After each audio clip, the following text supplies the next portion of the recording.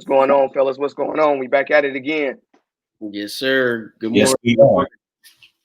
Yo, man, it's been a crazy week, right? We've had a lot of discussions going on kind of around the country in regards to Ice Cube and, and I guess what we can call his controversial approach to the unveiling of his plan, even though he unveiled it a couple months ago, but his ability to kind of get it in front of leaders in this country.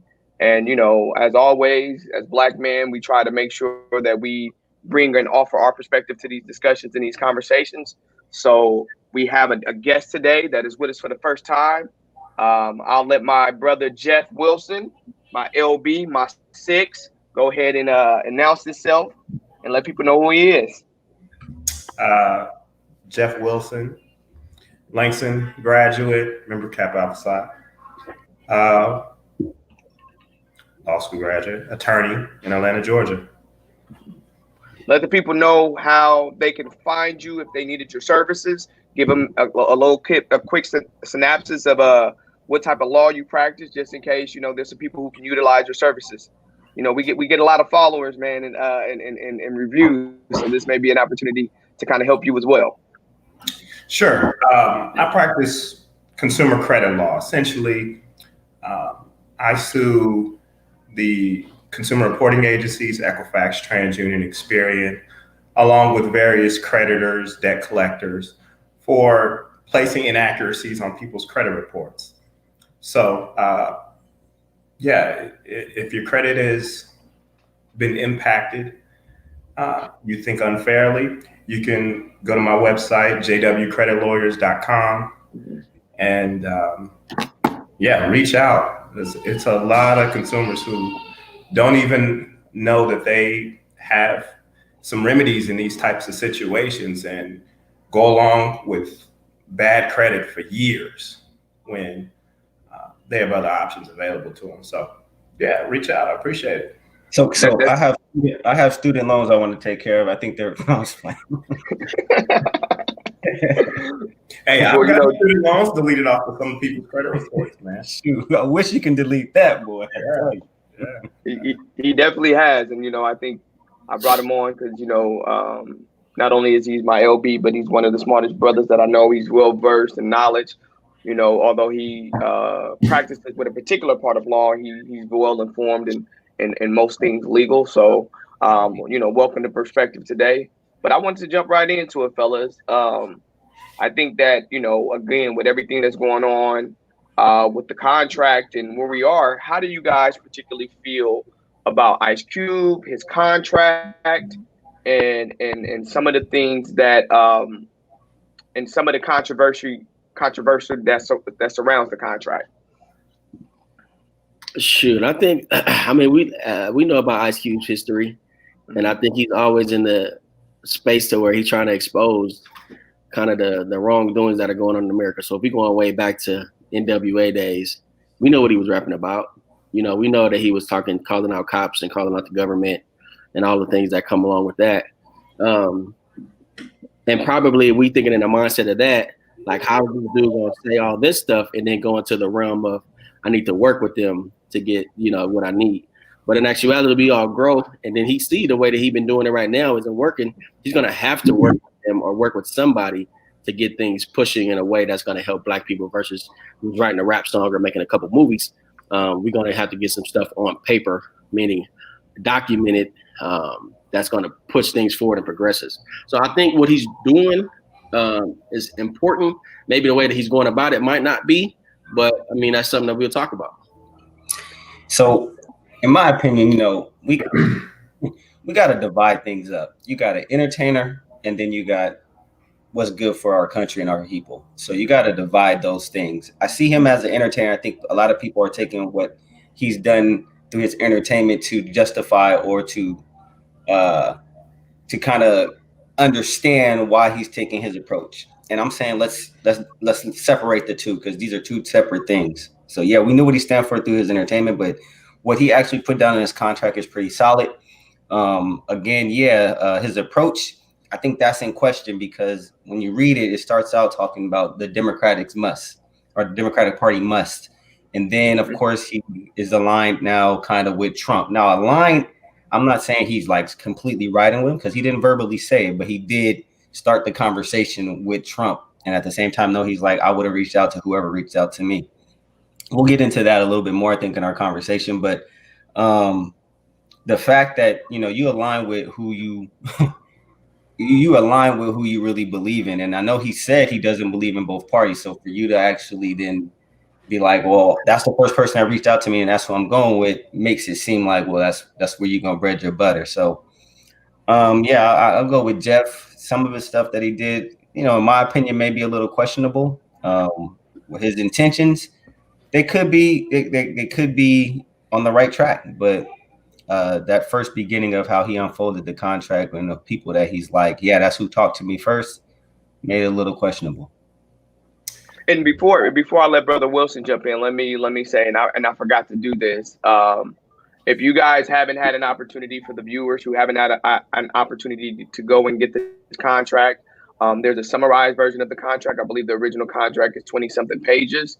There's a summarized version of the contract. If you go to www.cwba.us, then you have an opportunity to go and read the summarized versions of the contract. He has 13 points that he wanted to look at.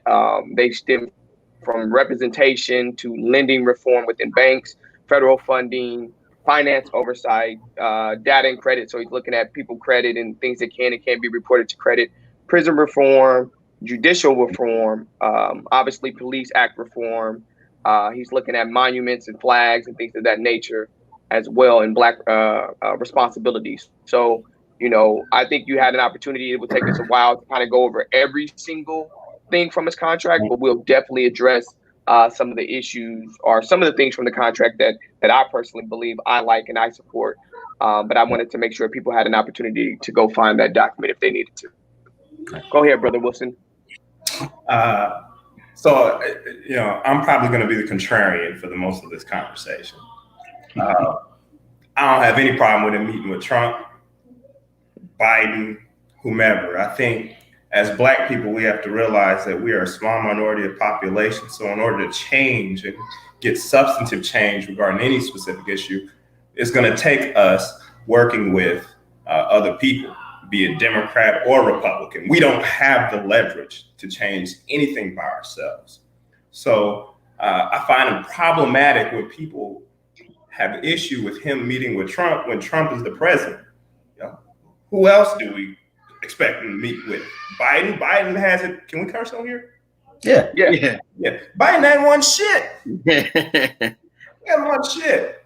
So what? And he pushed him off. Oh yeah, I'll meet with you after the election. After. Like, you meet with who can help you. I don't care who it is, right? You don't have to be his best friend. You don't have to support him, but if you can help me, you know, I'm probably meeting with him. Secondly, I saw people such as D.L. Hughley and all these people on social media taking issue with Q being an entertainer and seeking to do something like this, putting himself in the political realm, essentially saying that he's not qualified to do this particular type of work. And then I'd say, well, okay, if that's legitimate, let's analyze who our previous leaders were. Dr. Martin Luther King, well educated, but he was a preacher. He just spoke about Jesus. I don't know how that qualified him to speak on civil rights, but he did very effectively. Malcolm X was a pimp prior to being reformed. Al Sharpton was a government informant at a particular time. He was a snitch. Yeah. Jim Brown was a running back. Kareem Abdul-Jabbar shot a basketball through a hoop. What qualifies you to be a leader? Barack was just a lawyer. That's all he was. Does going to law school qualify you? Like, if that's the case, am I qualified? Can I go out here and y'all gonna follow me? Go for it. And Jeff, not to jump in, but one of the issues too that people, to your point, and continue this point after I say this, but people got on Barack Obama because they felt like Barack Obama was biracial, and he was raised by he wasn't raised in a person of color household. So they felt like well, how does he? Yeah, raised by white people. How is he qualified to then speak on people's behalf? And I think that's important for people to understand is that there's aspects of a person who's a leader is just somebody who's willing to do the job. The person who thinks they're qualified and they're willing to step in and do the job, that's who's qualified. We don't have to agree with 100% of what this person does in their personal life. We don't even have to agree with 100% of what their plan looks like. But if we got a plan and it looks like it's going to cause some momentum in our community as Black people, then we should do that. But I'm sorry, Brother Wilson, continue. No, I think what you said makes perfect sense. Nothing qualifies you. There is no certification process. There's no class. You can't enroll how to be a leader of the Black community. Show me where that class is at. Who's teaching it? It really comes down to who has a passion for it, who's willing to put in the work, and then you hit the ground running. And hopefully what should happen is our fellow people who also have a passion for this should have joined with you, put your ideas together. Now, instead of just him trying to make this happen, we could have several people trying to make this happen.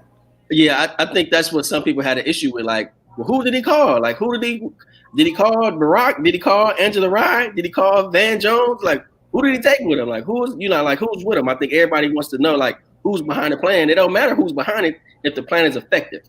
Yeah. And let me again say, you got to divide, and I'll take both Jeffs. You got to divide. He was an entertainer, and now he's doing something political. Don't bring the worlds together. And I think that's where a lot of people are mixing things. Like, this is a political view that's going to benefit our community. So let his entertainment stuff go, because if you look at entertainment, then you're going to find a lot of loopholes in what he's preaching about. So let that part go, and let's look at the political piece. And I will echo what Jeff was just saying, Attorney Jeff, that our past leaders and everything they've done, our community still has not changed. I mean, that's one of the first things I said in the beginning. Like, I don't care what president we had in the last 20, 30, 40, whatever amount of years you want to go. The Black community has not changed. Our inner cities are still just as messed up as they were in 1955, and nothing has changed. So I'm not saying that, Ice Cube's plan is bad. I think it's actually great. I read some things and I'm like, oh, we can work on that. And those are things that are kind of far-fetched. But at the same time, my only vice was, yes, you can go and connect with the people that's going to help you. But I think at this time in our political realm, of course, Trump is going to say, hey, yeah, come side with me so I can get everybody that follows you to understand that I want to work with you. That's how I see it. So, yeah, he can reach out to whoever who's going to help him. But at the same time, and he even spoke on it. He was like, yeah, they tried to put my head or whatever in a picture with him. And I told him that was wrong. But you got to know that was going to happen. As soon as you touch that floor, they're going to use your platform to say, hey, yeah, he's connected with us. See, you guys. So that's the only thing that I'm like, yo, you got to think about when you sit next to who and how you sit next to him. How's that going to look to the community? Because there are people who are not going to do the educational piece that we are doing and really reading the details. That's going to go, well, if Ice Cube went over there, it must be cool.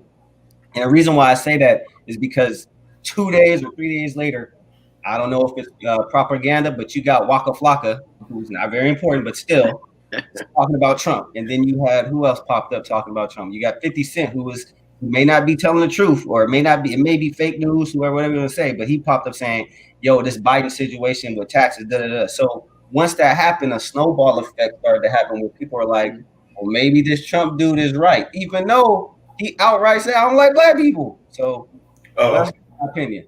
I got to come in, man. Go ahead. I don't think Trump likes Black people. Let me say that up front. That being said, I don't think Democrats like Black people that much either. True. I mean, you tell me, when Clinton was in office, we get a crime bill which criminalized Black drugs primarily and are the source of a lot of Black men being in jail right now. People was doing more time for crack than cocaine, which is funny to me, which is the most hilarious thing ever. If you look at the federal sentencing guidelines, which kind of break down, if you're caught with such quantities of particular drugs, crack is so disproportionately criminalized compared to cocaine or heroin or any of these other drugs. Why is that? Even weed for a second. When Barack was in office, everybody, oh, you got a black president. Did Barack pass a single piece of legislation specifically for black people? It didn't happen. All you can say is, well, oh, we got health care. Okay, well, when Republicans are in office, we get tax cuts. Now, I can tell you tax cuts benefit, well, maybe not this previous Trump tax cut, but if you look at the Bush tax cuts, those benefit a lot of people, such as black people who are at the lower end of the economic scale. But black people don't attribute that as to impacting their lives. So, right. Well, we don't get anything directly. We just get something that's a side effect of the bigger goal. So I think people really need to think more carefully about these organizations that they so-called support. I understand that the Democrats, they don't outright call you a nigger. I understand that they're more pleasant when they speak to you, and they actually speak to you with respect. However, once they're in office, what are they doing for the black community? And I've been seeing nothing. So I don't know how you distinguish that in your mind, saying, well, Democrats are for me, but Republicans aren't. No, both of them are against you. Right. Just going off of history. Right? So let me restate. Yes, and I'm using our topic as the platform. Yes, the Democratic Party and the Republican Party, at the end of the day, if we go to the history, both at first they were on opposite sides. That's the first part that's very funny. They both were on opposite sides when this all started. Yeah. So then they switched, and now they are where they are now. And we can both say, yes, they never really stood for black people. But let me even say this: what industry that we have in America really has been built for black people? None. So that's just a known fact. But what I'm trying to say is, at the same time, it doesn't sit well with me that, and I'm not saying it's gonna work out either way, but if you blatantly are not gonna respect me, I do rather know that. But then at the same time, I know I can't work with you because you blatantly are not going to work with me. You saying it, so I'm not gonna put myself in the lion's mouth knowing that you ain't gonna work with me. Whereas the Democratic Party, maybe you're not saying it, but at least I know at some point you kind of listening, because you are at least allowing a black woman to be a part of your campaign. So at least I'm like, all right, you're doing a little bit. You're not doing a lot. You're not doing a lot. And I'm not saying that's the selling point, but at least I know you kind of get it. Just like that's why I said for all industries, like in education, they try to do stuff for black people, but a PWI is not going to do the same for a black institution, because they're going to do work for me. But then they only can do what the only black institution can do, but so much, because they still got to go to the white industry to get some funding. So what I'm saying is, we know that we're going to get in the door. We know there's going to be some struggles in general, but at least I know I'm going to struggle with at least something that I can work with. Whereas on one campaign, and I'm not trying to sway votes, but on one campaign, I know I'm not going to get much. So that's all I'm saying. Like, I can't blatantly just be like, all right, let me work with you, even though I know how you really feel. The problem, though, that I have with it, so I don't have an issue with what Ice Cube did, to kind of put that out there. I have no issue, because I think if the president wants to meet with you, you meet with the president, even though he didn't meet with the president. But if the people who are in charge say, hey, you have something that we may be interested in that benefits your community, why would you not go? Now, the argument that people can have, well, hold on, they're just using you and your name to prop up the fact to the black community, because they think the black community is stupid and going to fall for it, to say, hey, we're listening to the Cube's plan and we're trying to do it, when the reality is, Cube is not the only person that came out with a plan. Again, Cube, he did his plan as a response to the George Floyd murder. You also have the plan, Lift Every Voice, by Joe Biden, which is a little more thorough than the Platinum Plan by Trump. However, the Black Caucus has a plan that they've had for years that echoed a lot of the things that Cube is asking for. That, to be honest with you, if somebody really wanted to do something for Black people, all they had to do was go stop by the Black Caucus, see what they got going on, and implement some of those plans. So the realities are that a lot of times these things are used as political props. They're kind of, and I think to a degree what Jeff said, like, look, neither one of them care about Black people. The problem is that the Democrats are more likely to placate us, right? To make it seem like they care, make it seem like, they're involved, when the reality is, Cube used this analogy, and I thought it was a perfect during his interview with Roland Martin. He said it's like the person who takes you to the club that's supposed to help you get in VIP, and then they walk in the club and they leave you behind. Meaning that, hey, Black people, let's go together. But once they get in the door, they forget about you outside. And I think that actually happens, unfortunately, because we talked about this in our last discussion. As Black people, what is our ask? How do we get consistent in our ask, the thing that we're asking for? How do we get consistent in that? And how do we ensure that the people who are, I don't care what side it is, whether it's, again, we talked about this, Republicans, they go do whatever they can to get it done by any means necessary. So if you're me, and we're honestly speaking, you guys know who I vote for. I already told you guys that. But if you're honestly speaking, I'm going to talk to Trump, because Trump, if he gets reelected, he's a lame duck president, which means he can do whatever the hell he wants to do.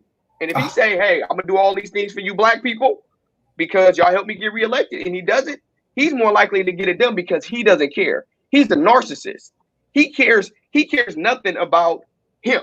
And as long as he can say, I'm the best Black president ever, because if he wants to surpass Lincoln, and the reality is, again, Lincoln only freed slaves so he can win the war. So he really didn't do nothing for us either in that way, which he did, but it was for his agenda. Like Jeff said, we haven't gotten anything. We got affordable health care, but that benefited everybody. Let's get something that just benefits Black. I think we have to be mindful of that when we are talking about, why we are mad at Trump. I mean, Cube. I think people get mad at Cube simply because they're not doing it. Yeah, they're not doing it. Everybody's upset, but they're not doing anything. And I don't think people are. I don't think people are mad at. Let me make sure my name. Mad. I don't think people are mad at Cube.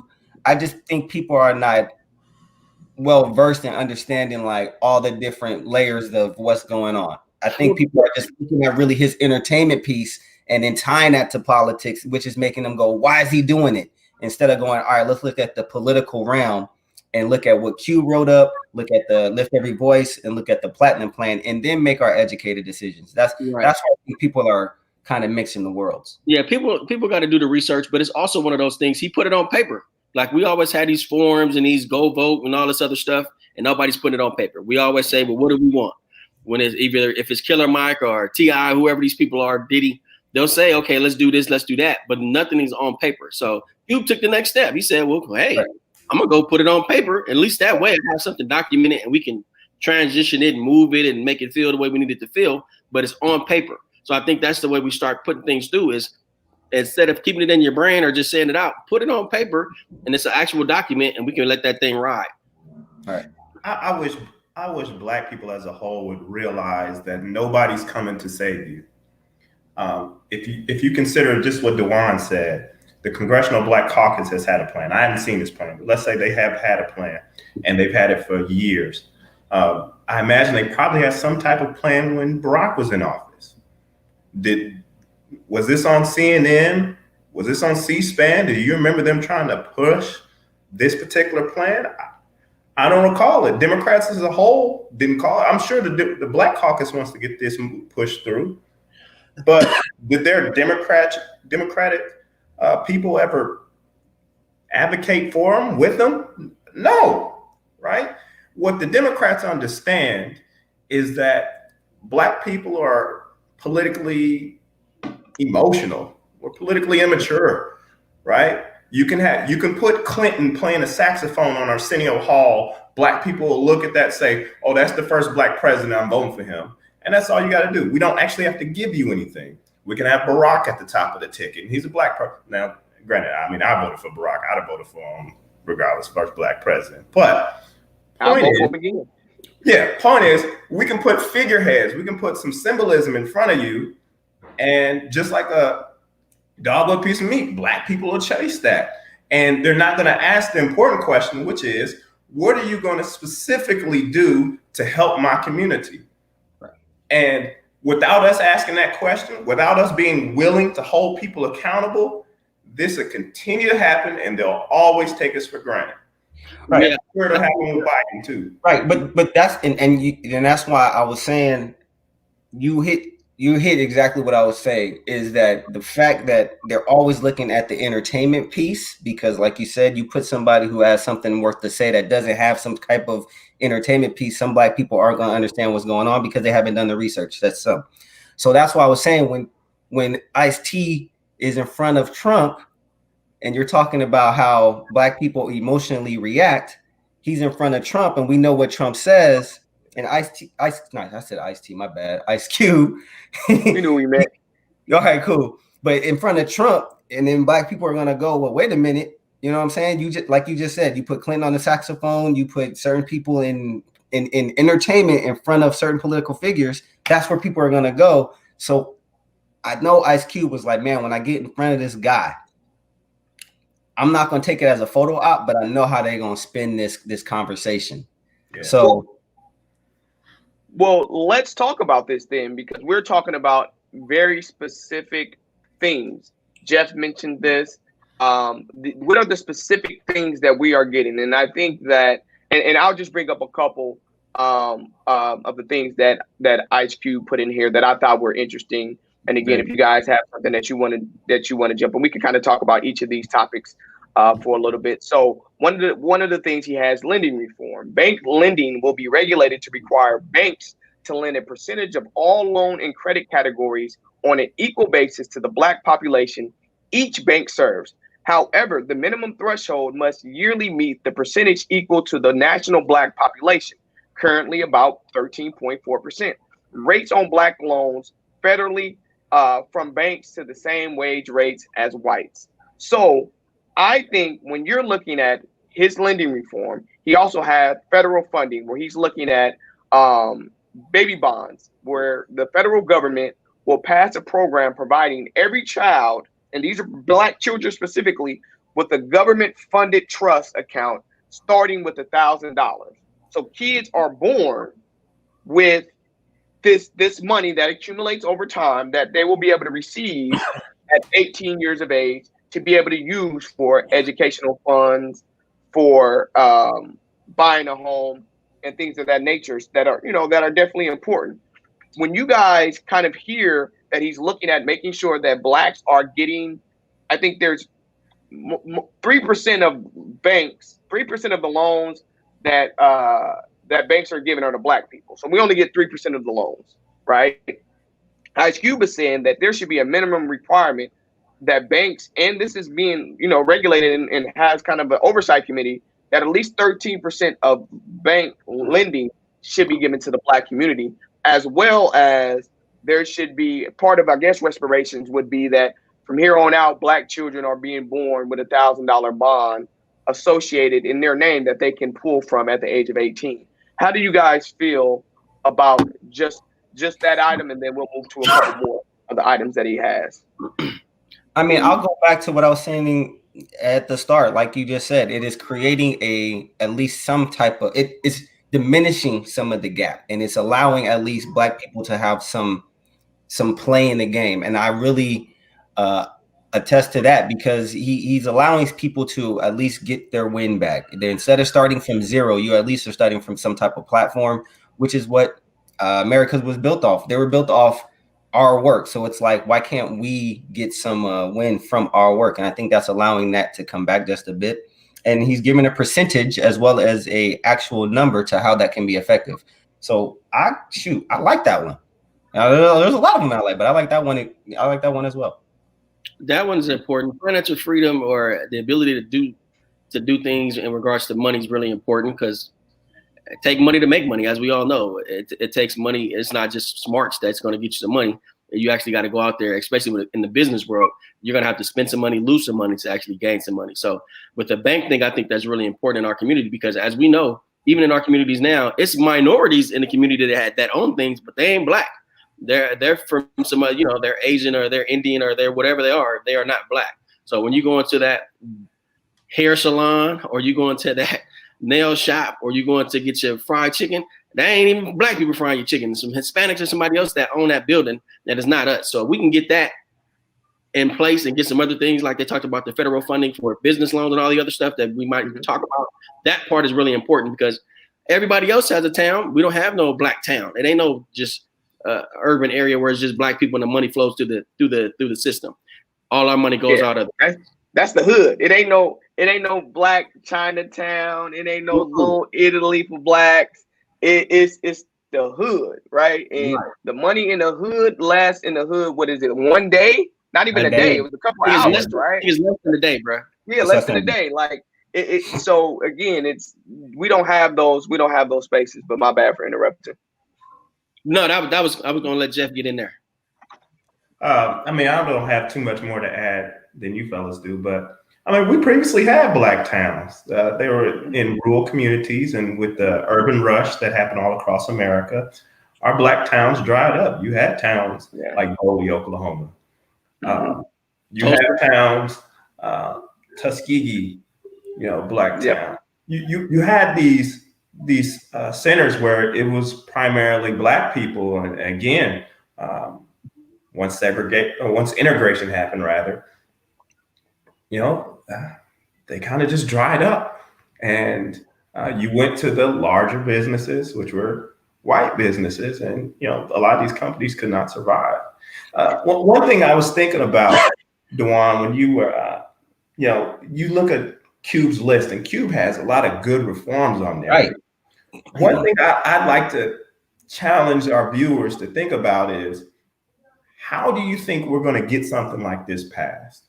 You're going to have to use whatever leverage you have.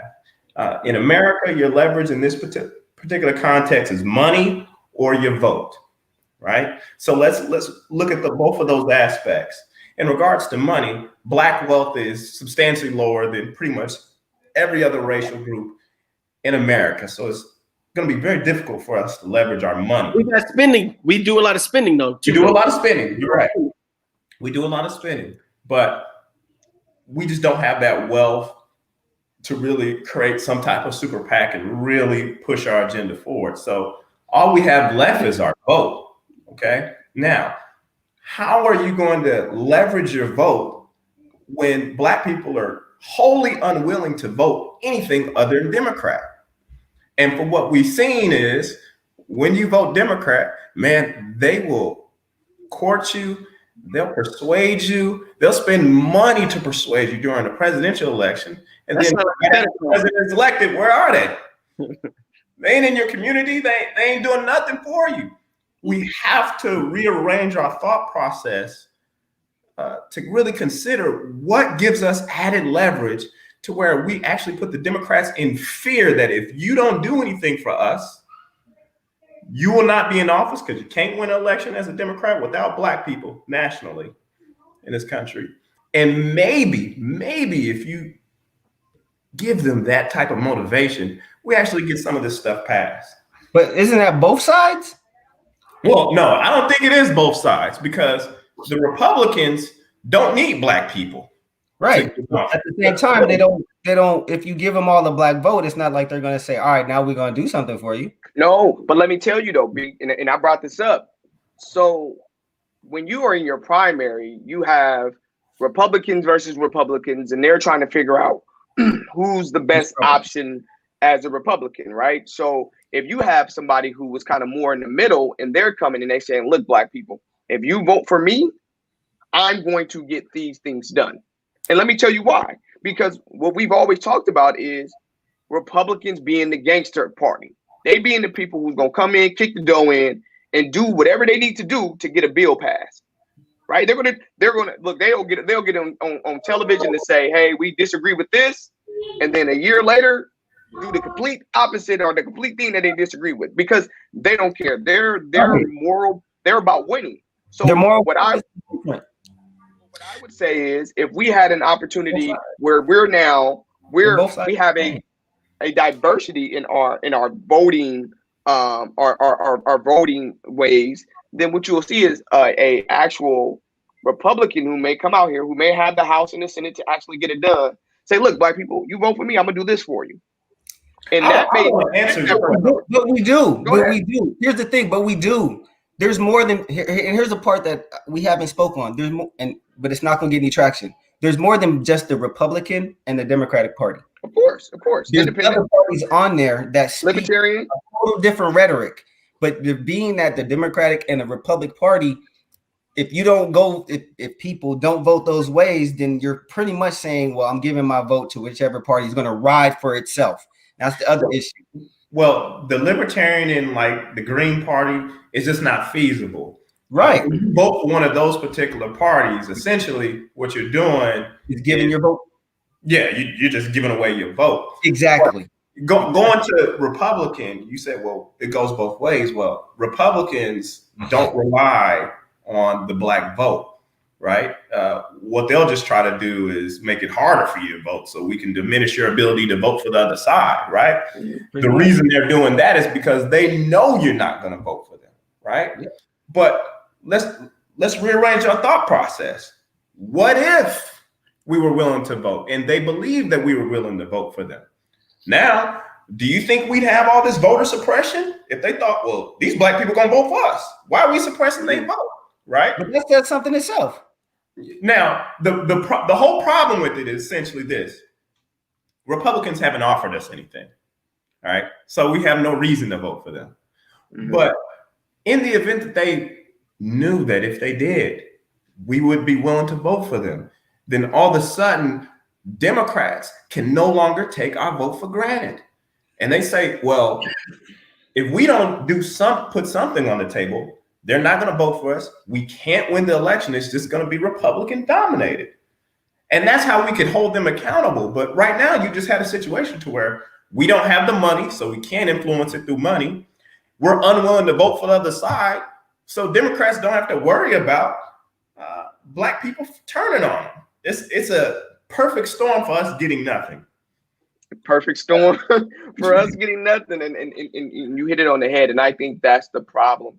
We need to change our way of thinking in a way. And I think that as black people, we need to have Q mentioned a couple other things in his contract that's important. One of the things that was important was, and I'm gonna get to some other stuff in here, but just to get this, FCC licensing of public airways. Broadcast networks will be required to air black produced content equal to 20% of the total content of the networks as measured by time.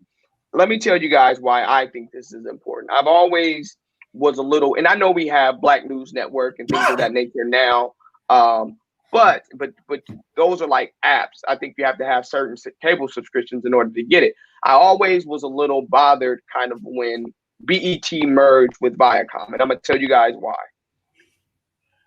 For us, that was our opportunity to control the narrative and the propaganda of what was going on in the black community. I think BET had an opportunity to branch off and not just have music, but also have, like they do now with, family TV shows and things of that nature, but also have kind of a sport type of broadcasting show where you have black sport commentators talking about sports, as well as more political. And we have a lot of political. Yeah, Tavis Smiley. Yeah, Tavis Smiley. Yeah, we had Tavis Smiley, but to be able to kind of turn that into like BET politics, BET politics, BET sports, to where now there is this collective conversation of what's going on in black communities, and blacks know where to go to get the information. So when looking at that, making sure that black networks, black newspapers, black TV shows have an opportunity to compete with the MSBCs and the CNNs and all the national news networks, I thought that was also important as well, because I felt like that would have been an opportunity. But let's talk about something that I really want us to discuss, because I know Jeff has to jump off here pretty soon. Wilson, they talked about eliminating private prisons. We all know why you get rid of those, because when you have a private institution that makes money off people being in jail and they have these minimum requirements to get federal funding, They're patrolling our communities to meet the minimum requirements. But in his police reform, he talked about body cams. He talked about the elimination of qualified immunity. He talked about all that. One of the things, guys, that I thought was very important that he talked about was making it to where officers have to get liability insurance. As a therapist, as a therapist, I have liability insurance, which means if I do something wrong, someone has the ability to sue me. I'm pretty sure as a practicing attorney, Jeff Wilson has liability insurance. I know Jeff Galloway, as a practicing therapist, has liability insurance. So if all of these fields have liability insurance, which means if I have a lawsuit that costs my insurance company $1 million, and I try to go out and get some insurance from someone else again, my insurance premium is going to be very, very high, or I'm just not going to be able to get approved because I have too many incidents on my record. I think for law enforcement, if you want to hold police individually accountable for their actions instead of police departments, because that's taxpayers' money. When Breonna Taylor family won the lawsuit, that's taxpayer money that are paying for the wrongdoings of these police officers. But if you say, okay, officer, you have to get your own liability insurance, and there's going to be a point after 5, 6, 7, 8 complaints where now that officer won't be able to get a police job simply because they can't get liability insurance. That's a way of weaving out some of the officers. What do you guys think about this? I'll just say off top, I thought that's where I wanted to go in the first place, because I know a lot of people are going to probably understand that one like a lot more. But I like that idea with all the police reform, because it's holding the police officers accountable. And that's one thing I know that we as a group was like, what kind of way can we find to hold those police officers accountable for their actions? And I know other officers were like, well, I don't want to have to, conduct my work a certain way because of how somebody else works. But now that if a police officer know if you screw up, it's really on you, and people can really come after you about your screw ups. I think that changes the game, because now those police officers got to think like, shoot, if I do something, I'm not going to be protected. Like, I got to make conscious decisions to do the right thing, because if I don't, there is going to be backlash, and there is no hiding behind the shield, and there is no hiding behind the other blue line. So I think that's a great idea. Yeah, I think it's good. It's like Big Brother. Somebody's always watching you. So if you know somebody's watching you and regulating what you do, and it costs you and your family financially, as well as your ability maybe to even work in that field, that's really important. Because you go into it thinking more customer service. I think now they're just like force and power and whatever they want to do, because nobody's holding them accountable. But I think if you are like personally accountable, not the department can say, hey, that dude, we told him to do A, B, and C. He did D. That's on him. Then or her. I think that's really important too, because it holds that person accountable. So that's something that we need, man. We got too many of our people out here dying in the streets, and then the person that killed them go home and go to bed at night. Yeah, I completely concur. I think it needs to be both individual and the police department as a whole, meaning the individual police officer should be required to have liability insurance. The police department as a whole should have liability insurance, and we completely eliminate the taxpayer bailout from civil suits stemming from, in particular, police violence. I think that would be a great measure to put in place. And, there's other measures that you could put along with that, such as giving police tax waivers for living within the district that they're policing. That's in there too. That's in there again. Yeah, and so I don't want to just completely rail on police officers, even though they've given us a lot of reason to. But there's things that we can do to both help them and hold them accountable. That if we did both sides of the coin, man, it can lead to a lot better outcomes for policing all across this nation. So I definitely agree with that. And I think that's what, because let's be honest, we need police, because I know there's no way I would want to be a police officer, because I'm not running into any kind of gang situation to try to regulate. Or if somebody got the domestic violence, I'm not walking in there to get between a husband and a wife. It was just, and I'm not trying to, there's just a lot of things that police officers do, social workers do that I'm not doing. I'm not going to do it. That's just not my personality. So we need police. So there's no way we can say we got to get rid of them, because then who's going to do that work? But at the same time, I think, as Jeff stated, we need to find a way to give them incentives, but at the same time hold them accountable for if those police officers who decide to make bad decisions, because we need them. We need them at the end of the day. We 100% need police officers, and I think that's one of the issues that, we talked about this, that people get confused when we're talking about kind of going in and changing up some things within the police department. We're not trying to abolish police. We're just trying to go in and make some adjustments to the way that police are working. I think the realities are, when you have a plan like this, and you can, for me as a provider, when I have patients in my office, I have to make decisions on how I deal with them and their needs and their mental health needs based on two factors. One, what's good for the patient, and two, make sure I'm not doing anything that's going to jeopardize my family and my home and my reputation. And so if I am sued, then that can jeopardize my ability to take care of my family.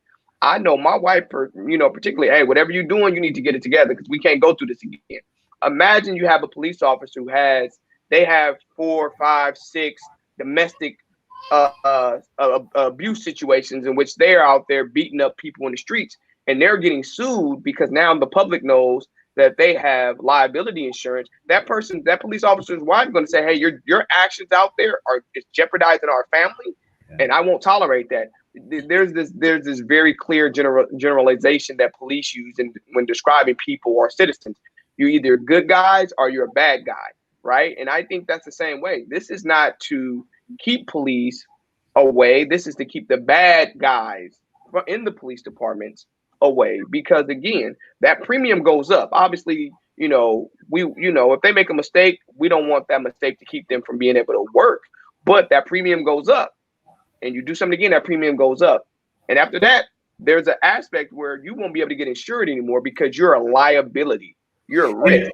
Duane, it'll help compensate for things that are not in place. For example, not having a national police database where you can type in some police officer's name, badge number, and it'll display what they've done in any department that they've ever been in. We don't have that. Police officers get fired, they go across state lines, and they have no idea what they did to get fired. Yep. So if you're required to carry insurance, I guarantee you the insurance companies will keep track of that. So to address what Duane said, there is something in that reform that talks about the discharge. If a police officer discharges his weapon more than 5 times, then he has to go through some type of process. And it didn't say if it was good or bad. It just that he discharged his gun. So that's to address what you're saying. If you're doing something more than a couple of times, they need to remove you from the street. So there's there. And then for Jeff, I'm not going to say you're right. There isn't a national database, but there is a way that you can look up a police officer's, but it's usually the negative information. I haven't seen anything where it's like, oh, this officer did this in a positive manner, but usually they have a rundown of what an officer has cited people for, and then like the complaints against those officers. I've seen that in LA County. I haven't seen it too much in Sacramento or other areas, but I do know they have a way that you can look up officers and their actions. But like you said, though, it's not a national database. And I think that would change the game too, because if it's a national database, then somebody can go, hey, let's look up this person and see what his rundown is before we hire him or bring him on. So that is a good point. And so I like the thought behind it, because I think, again, it holds the individual as well as the police department accountable, and they're not just looking at, oh, well, we got this abundance of taxpayer money that we would just use to bail us out of these situations. Those officers will not be able to, their actions will directly affect their pockets. Change is made when you affect people's pockets, right? So their actions will drastically and directly affect people's pockets. So I think that's important. Kind of in you guys' parting ways, I kind of wanted to ask you guys, if you guys had an opportunity to sit down and talk with the president, or somebody is asking, in your opinion, what you believe reparations are, reparations. Or your reparations, my bad. What would you ask for? What are you asking for in your reparations? For reparations? Yeah. Let me think for a second. I'll wait. Let me think. Because you want it to be impactful, and I don't want to take it personal. I want to be like, man, what's going to impact my whole community? So I got to think. And then with the current president, you really got to be strategic because I don't want you to. Okay, I'll take this one. Now, granted, I would like a little bit more notice for this because I do like to be thoughtful with these. The one I just thought of since you asked the question is, what if we had it to where Black people could attend an HBCU of their choosing on the government? Government writes the college a check as a form of reparations, and you get essentially free college education to an HBCU. We don't even have to go to necessarily their universities where, you know, some of them were not quite wanted. So yeah, I love it. Yeah, that's important. Either free education or there's a way like as soon as you graduate, your loans just disappear. You know, something like something that has to do with this education was free. Because that's really important because that just gets you in the game. That ain't even a head start. That's just the first step. Oh, and yeah. The next part for me would be in regards to some type of banking or loan or whatever you have, whatever kind of business you want to do. It's easier for you to get this loan. I don't have to come in here with this whole big business plan. I just graduated. You know, I need to get my foot in the door with some type of nepotism or some type of titty from somewhere. Hook me up.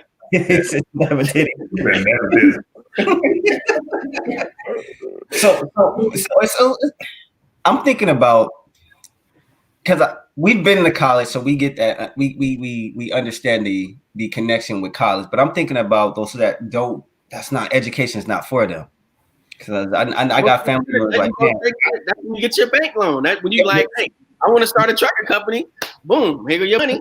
And I like that idea too, but at the same time, I think that, and because I work in education, my mindset is everybody's not built for college, but everybody's built to be educated. So I think if we do the trucking, though, that they still have to go through some type of like, this is how you maintain your business, because we don't want them to start the business and it falls apart.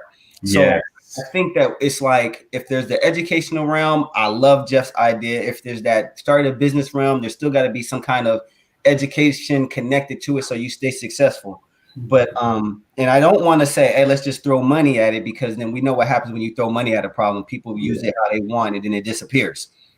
So I would need more notification. And then at the same time, I think I would have to sit down with like-minded individuals, be like, man, what survey or information do we need to gather to make sure that we touch on as many points as possible? And what's funny is everything I'm saying is kind of what Cube is kind of putting together. But I think Nassasimi Coates had some good stuff too. I can't think of the top of my head, but when you say that's a hard one. That's a hard one. I don't remember what he wrote down specifically, but Nassasimi Coates had some great ideas in regards to reparations and how to bridge the wealth gap. Right. I think you guys hit on some important ones. For me, it's always been education. I'm a big education advocate. I believe the fastest way out of poverty is education. If you knew better, you'd do better, right?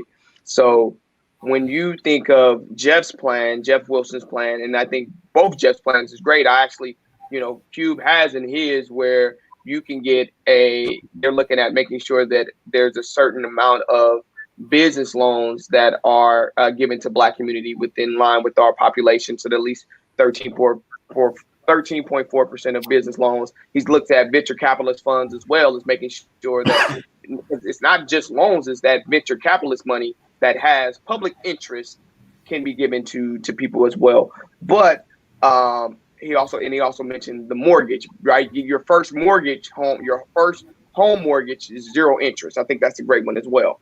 But I think investing in education, making sure that there's equal funding that you may have in certain affluent areas, there's equal funding given to African American educational systems. So we're talking about public school systems, making sure that they're getting funding that affects that aligns with what they're getting out in the suburb areas as well. Now people will say, well, they do get the same funding.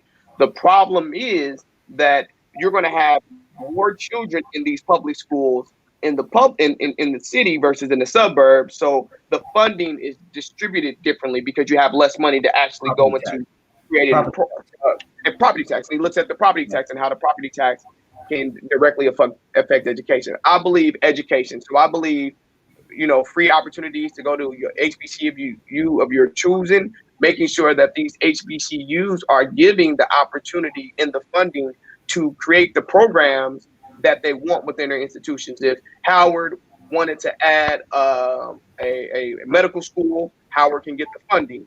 If Langston wanted to add a law school, they can get the funding. So that Black people now, not only can we go get educated, but we can go out and get advanced education within our institutions, because the way that works is a lot of people don't know, when a school tries to get some type of graduate program, the state looks and see how many graduate programs they have and then try to figure out if it's needed. Well, if you're a Black college and you go and you want a certain graduate program and the state feel like that school will be better, that program will be better at OU instead of Langston, they're going to get that same program that Langston wanted.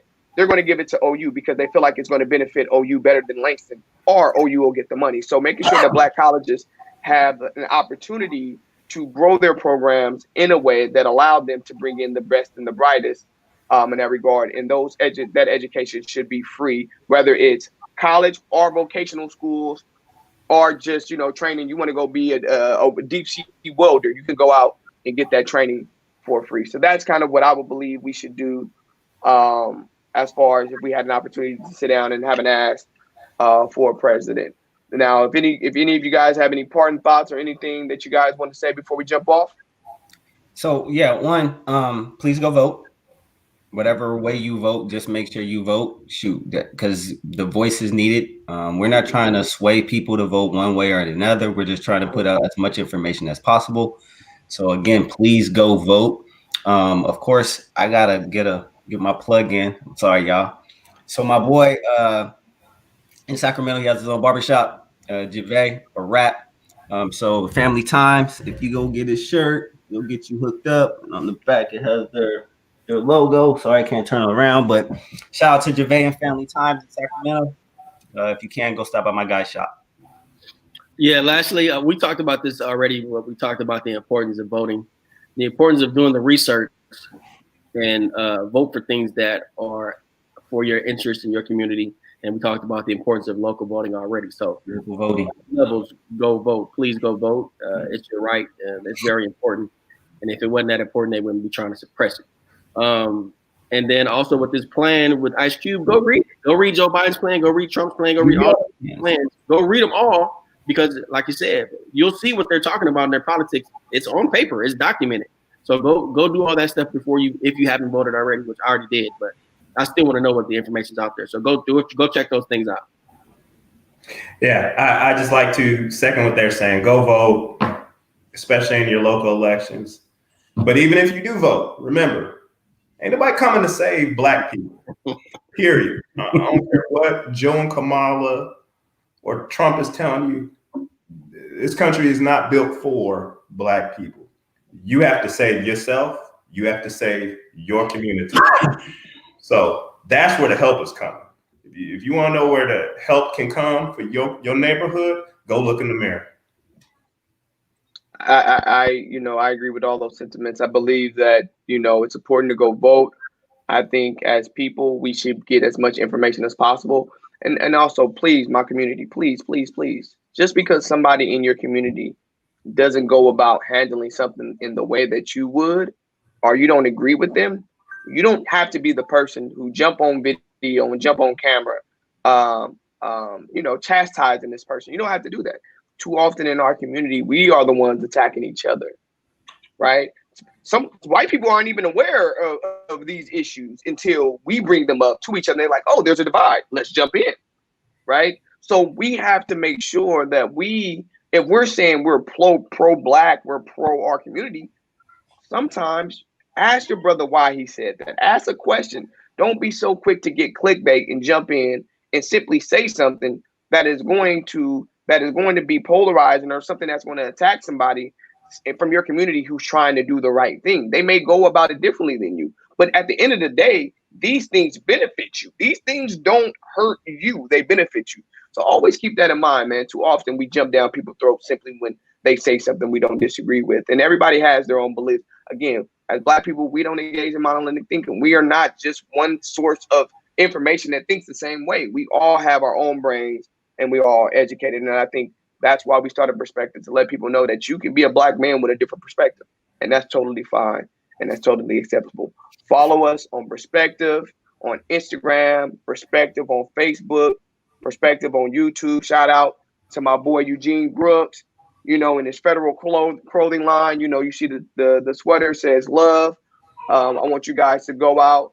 Jeff, tell them the website and how they can get in touch with you. jwcreditlawyers.com. You having credit issues, any type of thing. If your sister's credit is important to your credit, give us a call. We'll get you straight. jwcreditlawyers.com. You guys will see that. I'll update it and make sure I put that information in the description on YouTube. Go out and vote. We appreciate you guys' time. Everybody have a happy Sunday. Have a blessed day. You guys continue to stay safe, and we'll catch you on the next episode.